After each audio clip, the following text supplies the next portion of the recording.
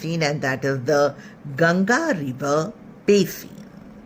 Now children, a large part of the northern plains, it is made up of the Ganga River Basin. As you know that Ganga, it is the main river of India.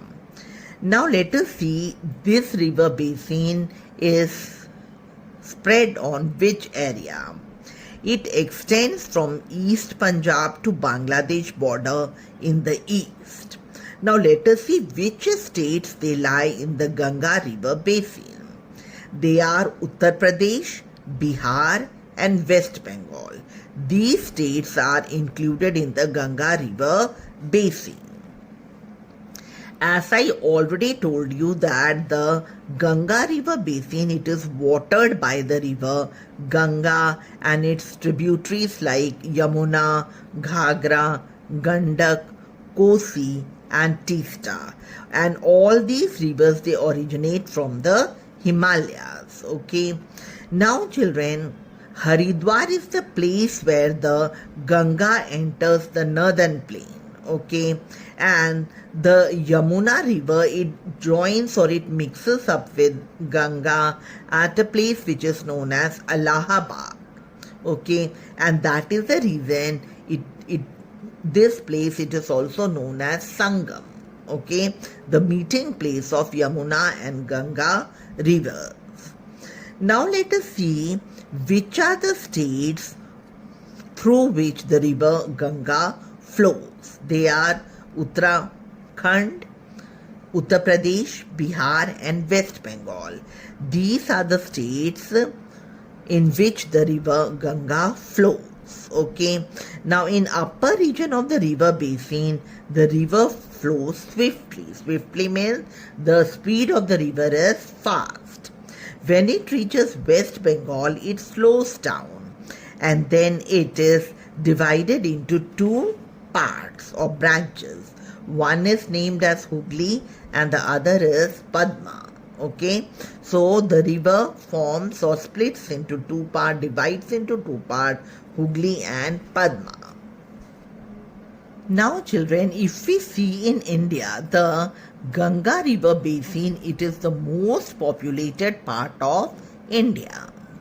And most of the people over here, their main occupation is agriculture. Now, let us see which are the crops which are grown here. People over here produce rice, wheat, jute and sugarcane. Okay.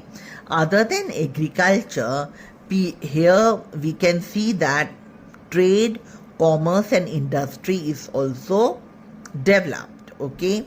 It flourishes means people, they are engaged in these fields also. Now let us see the next river basin, and that is the Brahmaputra River Basin.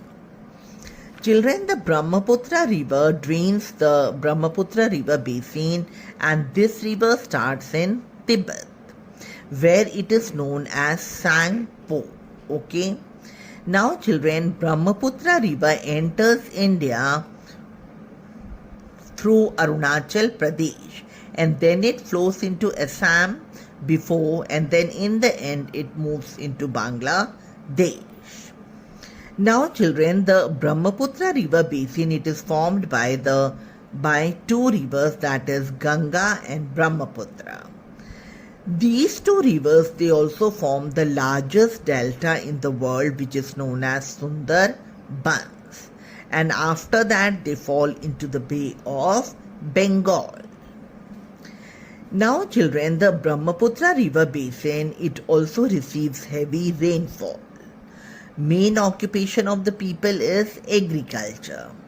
The main crop which is grown here is paddy or rice. Okay.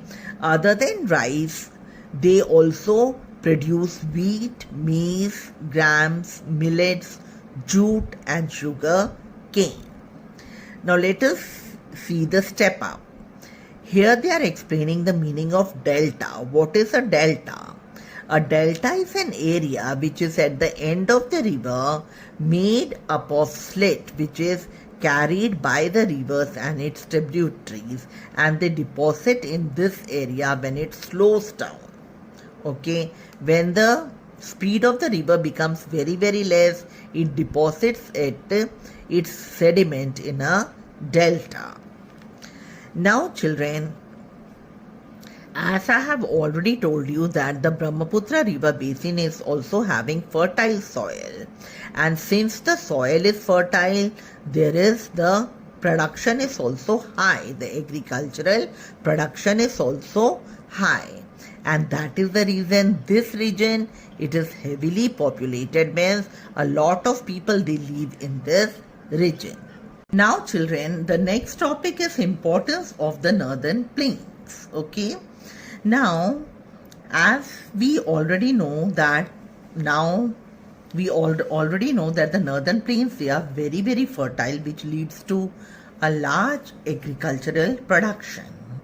So children, it is also said that the northern plains of India, they are a gift of river Ganga, because river Ganga is the main river which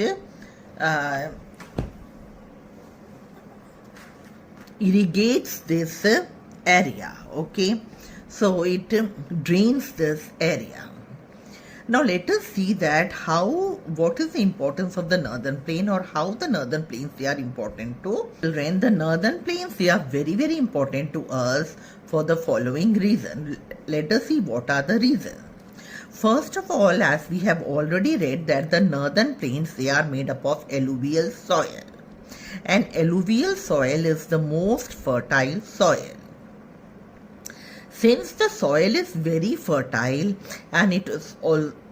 since it is fertile, it is also suitable for the cultivation of crops. Like many, as we have already read that here wheat is produced, rice, sugarcane, pulses, and so many other things they are produced because of the fertility of the soil and the availability of surplus water. And even the weather is also suitable, and that is the reason the northern plains, they are also called the food bowl of India.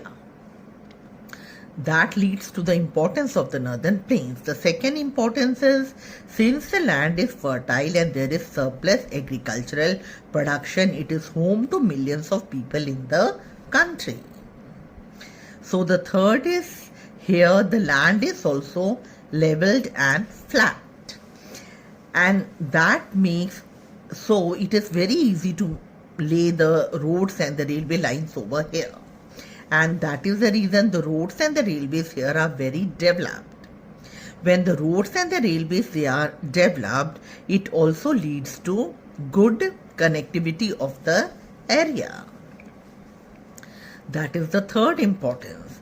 And the fourth is that in the northern plains, many industries, they have also developed, because the means of the transport, they are also good, and the people are also living here in large numbers. So we are having many industries like iron and steel, sugar, cement, and jute. And the last importance is, we have already read that the northern plains, they are fed by many rivers, Ganga and its tributaries. So here we are having various dams, okay, and these dams, they are very useful because they provide us water also and electricity also.